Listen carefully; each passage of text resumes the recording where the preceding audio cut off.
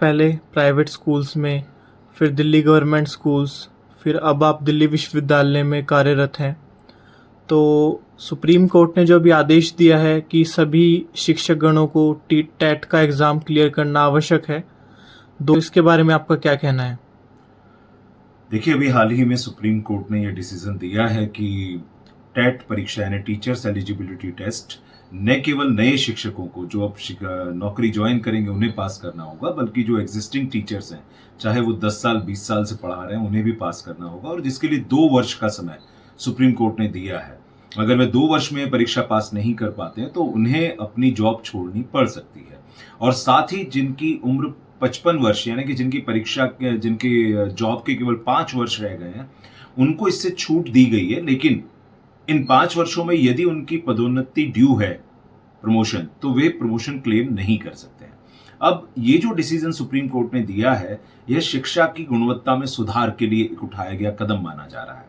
तो स्वागत इसका हो सकता है, लेकिन क्या इस प्रकार के सुधार की आवश्यकता किस देश में केवल शिक्षा क्षेत्र को है?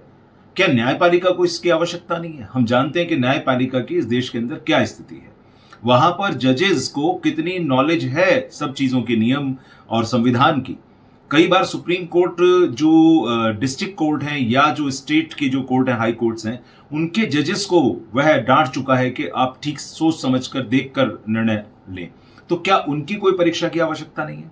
तो क्या इस प्रकार के सुधार न्यायपालिका को अपने भीतर से शुरू नहीं करने चाहिए?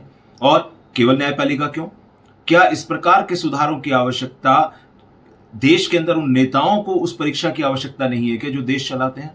क्या पुलिस में बैठे हुए जो लोग हैं, क्या उनको इस प्रकार की परीक्षा की आवश्यकता नहीं है क्या कि उनको कितनी जानकारी कानूनों की है?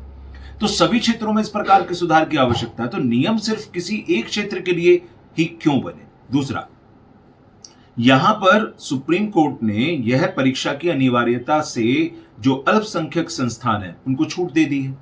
तो अल्पसंख्यक संस्थानों में क्या शिक्षा की गुणवत्ता कोई मायने नहीं रखती? आप इस देश के अंदर अल्पसंख्यकों को क्या शिक्षा कुछ भी देते रहे, कैसी भी देते रहे, कोई फर्क नहीं पड़ता? ऐसा क्यों?